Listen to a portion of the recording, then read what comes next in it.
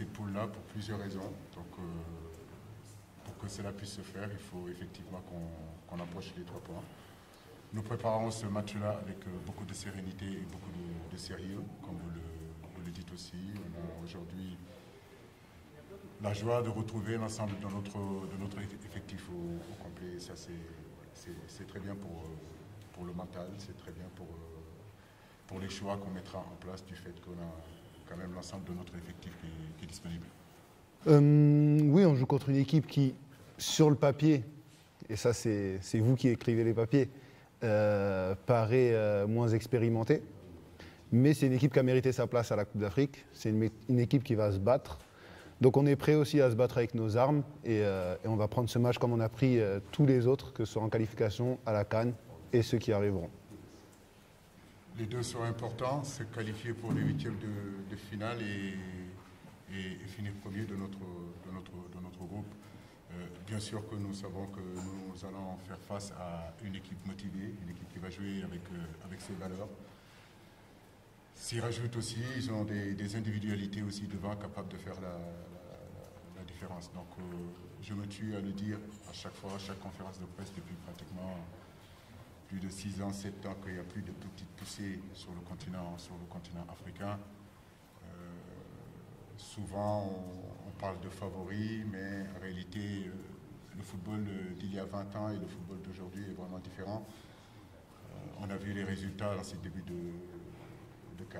Donc c'est important aussi, comme vous le dites, d'avoir l'ensemble de son effectif à sa disponibilité. Et aujourd'hui, ça nous permet effectivement de pouvoir avoir plus de choix et constituer vraiment la meilleure équipe du Sénégal. Je crois que le mot d'ordre de ce groupe-là, de cette CAN-là, on avait dit c'était 3 choses. C'était d'abord la confiance que nous devons avoir, mais cette confiance-là, comme je l'ai dit, c'est à force de gagner des matchs, c'est à force de voyager partout sur le continent africain et de rencontrer tout type de football qui nous donne cette confiance-là par rapport aux résultats que nous avons faits. On avait dit aussi des ambitions, donc ça n'a pas changé. Nous sommes toujours ambitieux, le Sénégal reste toujours ambitieux. On a envie d'aller au bout de cette compétition-là, malgré tout ce qui peut nous arriver en début de compétition. Certains diront que c'est des excuses, mais en réalité, on n'a jamais cherché d'excuses. C'est les réalités du moment. Le peuple sénégalais nous regarde. C'était important pour eux de leur dire ce qui se passait réellement dans leur tanière, dans leur équipe nationale, parce que c'est ça notre rôle. Mais en aucun cas, on a cherché des excuses. Donc je parle bien d'ambition. Et puis bien sûr, humilité. Humilité, pourquoi? Parce que nous respectons tout le monde. Je l'ai toujours dit. Parfois, on m'a dit que je manquais un peu d'ambition. Mais nous ne manquons pas d'ambition. C'est l'expérience aujourd'hui, depuis quelques années, en tant que footballeur et en tant qu'entraîneur, qui me permet de dire qu'il n'y a plus de petites équipes. C'est soi-disant favoris que nous faisons partie, et puis ces petites équipes qu'on dit, qui travaillent tous les jours, qui sont cohérents, qui ont aujourd'hui en leur disponibilité, si vous voulez, pendant l'ensemble d'une année, l'ensemble de leurs joueurs. La différence entre le bas et le haut, en réalité, n'est plus aussi conséquent que ça l'a été il y a 20 ans ou il y a 30 ans. Donc tous les matchs seront difficiles. En tout cas, nous, on a cette humilité-là de savoir que le match de Mali, il sera difficile, il sera aussi difficile que celui de la Guinée et celui du Zimbabwe. Mais je sens des garçons prêts et surtout vouloir aller le plus loin dans cette compétition. Je ne sais pas. S'ils lisent la presse, peut-être. Mais s'ils regardent sur le terrain, je ne pense pas. Parce que, encore une fois, c'est une façon de voir les choses. Moi, j'ai une vision de défenseur. On a gardé notre cage inviolée. Malgré tout ce qu'on peut dire, on reste solide. On a des principes. On a un coach qui sait ce qu'il fait. Et je ne pense pas que les joueurs se fassent amadouer par ça. Ils savent très bien qu'ils vont tomber sur une grosse équipe, prêts à se battre. Et c'est normal qu'ils aient confiance. Il faut qu'ils aient confiance. On va jouer un beau match de foot et que le meilleur gagne. Un contexte totalement différent, avec des conditions totalement différentes. On peut parler du climat, on peut parler des terrains, on peut parler de plein de choses. Mais pour le coup, je prends beaucoup de plaisir. Je prends beaucoup de plaisir. Et la chose que j'aime le plus, et encore une fois, c'est important qu'on arrête de dire petit poussé, parce que le niveau est très très resserré, très très homogène. Aujourd'hui, n'importe qui peut battre n'importe qui, et c'est ce qui fait que la compétition est intéressante à jouer, et ce qui fait aussi que je prends du plaisir à la jouer. Merci Adama. Non, moi je ne suis pas quelqu'un de borné. J'écoute, je suis quelqu'un d'ouvert. J'ai toujours été un garçon ouvert. La critique, je l'accepte, qu'elle soit constructive, qu'elle soit parfois pas constructive. Je pense qu'aujourd'hui, nous parlons tous de la même chose, différemment peut-être, mais nous parlons tous de la même chose. Alors ces critiques-là, partout où ça peut venir, je l'écoute attentivement. Après, c'est à moi, avec mon intelligence, mon vécu, en tant qu'ancien footballeur, mon vécu en tant qu'entraîneur, d'arriver à filtrer ce qui est bon et ce qui est mauvais. Parce que sur toutes ces critiques-là, tout n'est pas mauvais. Donc, s'enfermer, se bunkeriser dans son esprit, ce n'est pas une très très bonne chose quand vous êtes à la tête d'une équipe nationale. L'équipe nationale appartient aux Sénégalais et les Sénégalais ont le droit aussi d'avoir leur point de vue et je le respecte totalement. Maintenant, comme vous le dites, sur ces deux matchs-là, je ne peux pas être satisfait de notre deuxième période contre le Zimbabwe. On en a parlé avec les garçons, on n'a pas besoin de revenir ça sur la presse parce qu'il y a une communication interne que je tiens à garder. Sur cette première période aussi contre la Guinée, on a eu aussi à en discuter. Nous sommes tous conscients de ça. Je crois qu'aujourd'hui, les garçons sont prêts aujourd'hui à continuer à travailler pour nous bonifier et aller de l'avant. En tout cas, on a confiance et que, comme je vous l'ai dit, ces critiques-là, nous les entendons et nous prendrons tout le temps ce qu'il faudra pour rajouter avec ce qu'on a pour que l'équipe aille de l'avant. Il est arrivé en sélection le 27 décembre, donc il a pu vraiment bien travailler avec notre préparateur physique pendant 10 jours.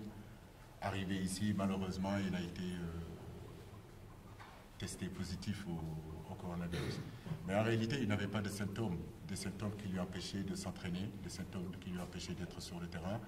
La seule différence, c'est qu'il ne pouvait pas être avec le groupe de performance, mais je crois que son niveau athlétique est plutôt intéressant. On en a parlé avec le préparateur physique. Je pense qu'il pourra être apte pour ce match de demain. Je pense que verticaliser fait partie aujourd'hui du football africain. J'essaie de leur faire comprendre aussi qu'il faut trouver le juste milieu. Aujourd'hui, nous avons des joueurs, on sait qu'offensivement, qui sont capables de faire la différence et que l'objectif, c'est aussi de leur emmener le ballon. Moi, je ne prône pas un football trop latéral. Je veux vraiment que le jeu aille de l'avant. Mais comme je dis aussi, la réflexion du joueur est importante aussi d'avoir cet équilibre-là entre pouvoir verticaliser et ne pas verticaliser. Je crois que ce qui est important, c'est qu'il trouve le juste milieu et pouvoir s'appliquer techniquement. Mais il n'y a pas de consigne de demander à mon équipe ou à mes joueurs de jeter le ballon. Ça, il n'y a pas ce consigne-là. Abdou, il est là, c'est un défenseur. Mais tant qu'on peut construire, préparer et puis verticaliser, ça me va très bien. J'aurais pu faire la langue de bois, pardon. Mais pour être totalement honnête, j'étais totalement confiant avec la défense qu'on avait les deux premiers matchs. Et ça s'est bien passé en défense, on a pris 0 but. Maintenant, forcément, c'est un gain de qualité parce qu'on a un potentiel ballon d'or avec Edouard et le ministre de la Défense qui revient avec Khalidou. Donc, j'en suis très très content. Je suis très content de ce qui a été fait défensivement avec ceux qui ont été là et il faut féliciter ça. Donc on est sûr de nos forces défensivement, content de les retrouver, content qu'ils puissent s'entraîner, ça fait vraiment plaisir. Et maintenant, on va y aller tous ensemble. On est au complet derrière et c'est parti. Je serais content. Je pense qu'il mérite un trophée cette année. Honnêtement, pour avoir joué la Ligue des Champions et donc avoir suivi tous les matchs, il a été surperformant. Donc je pense vraiment qu'il méritait un rôle plus important au Ballon d'Or. Donc peut-être que The Best sera sa consolante. En tout cas, je le crois et je l'espère. Après, est-ce que je vais le suivre honnêtement que pour lui que pour lui, parce que ça reste des trophées individuels et le foot, ça reste un sport collectif. Et c'est pas ce qui m'anime le plus dans le football, les trophées individuels. Il a su faire ce dont on attendait de lui.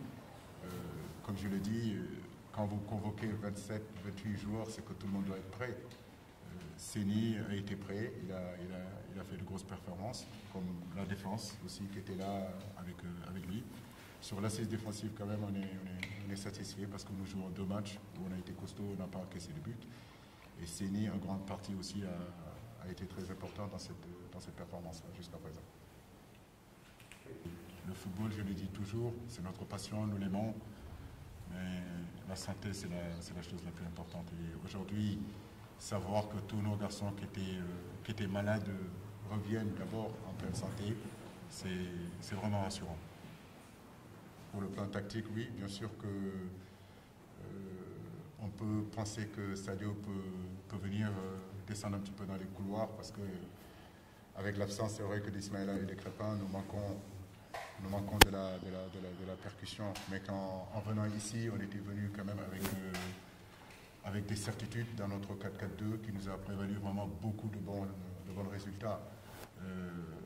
On a marqué beaucoup de buts et on en a encaissé peu sur notre 4-2-3-1 ou notre 4-4-2. Vous voyez arriver ici, effectivement, on perd, je l'ai dit, Crépin et Ismaïla. J'aurais pu effectivement changer le système, mais on n'a pas voulu le faire. On a voulu garder notre style de jeu, on a voulu garder notre stratégie tactique. Mais on est bien conscient que dans un 4-4-2, il faut quand même avoir de la percussion sur les côtés. Et cette percussion-là, ça nous a manqué quand même sur les 2 matchs, même si les garçons qui étaient là n'ont pas été mauvais, ils ont fait ce qu'ils avaient à faire, que ce soit Bouna, que ce soit Bamcham ou de temps en temps Keita Baldé. Avoir du choix que ne pas avoir du choix. il y a 2 jours, j'étais ici en vous disant que pratiquement pour constituer une équipe, c'était très compliqué. Aujourd'hui, on a l'ensemble du groupe, c'est un problème de riche. Donc, tant mieux, c'est à moi de faire les bons choix. Mais comme je l'ai dit aussi, aujourd'hui, le groupe tout entier est conscient. Tout le monde sait que dans les périodes où nous vivons, tout le monde doit être prêt. Les 11 qui débutent, mais ceux qui ne débutent pas aussi doivent être prêts. Je loue vraiment la mentalité de ce groupe-là en termes de travail, en termes d'état d'esprit. Donc je pense que cette solidarité, on l'aura, et que les 11 qui seront alignés donneront le maximum justement, et que les autres qui seront sur le banc, quand ils rentreront, feront aussi le travail. C'est ça, cet état d'esprit que je veux dans cette équipe nationale, et c'est vers ça que nous voulons aller. Moi, je suis en place depuis 6 ans, et partout où on est allé jouer en Afrique, on sait qu'il n'y a pas de match facile. Ce qui arrive en Algérie peut arriver à n'importe quel, entre guillemets, favori ou à n'importe quelle équipe dans cette CAN-là. Abdoul l'a si très bien dit, aujourd'hui, on sait que toutes les équipes se valent. Même sur le papier, on peut dire que d'autres équipes sont mieux outillées que d'autres, mais en réalité, la réalité, c'est le terrain. Concernant le Malawi, je le dis, je le répète aussi, nous les respectons, nous respectons tout le monde. Nous aborderons ce match-là avec l'intime conviction de nous qualifier, parce que c'est ça l'objectif. Donc, empocher les 3 points avec tout le respect qu'on a pour cette équipe-là. La question pour Abdou, pour le faire. Oui, allez-y. Bonjour, je suis Alain Denis Koul pour CFOot Cameroun. Abdou, sur le dernier match face à la Guinée, alors j'ai compté et j'ai vu qu'à 6 reprises, vous avez demandé la balle au pied à votre coéquipier, le gardien de but, sur les 42. Et à chaque fois, il choisissait de faire des dégagements. Est-ce que vous êtes censé agacer un peu un moment? Pas du tout, pas du tout. Le patron, c'est celui qui a le ballon. Moi, je lui propose. Et je lui proposerai toujours. Et vaut mieux que ce soit dans ce sens-là que l'inverse. Je ne suis pas là pour me cacher. Donc c'est pas ce que je fais. Mais après, c'est lui qui décide. Et moi, je m'adapte et la vie continue, le match continue. Et je reste concentré sur l'action d'après. Il n'y a aucun problème avec ça. Et puis, il partage ma chambre. Si on commence à s'embrouiller, ça ne va pas le faire. Merci, coach. Merci. Avec plaisir. Merci beaucoup. Merci.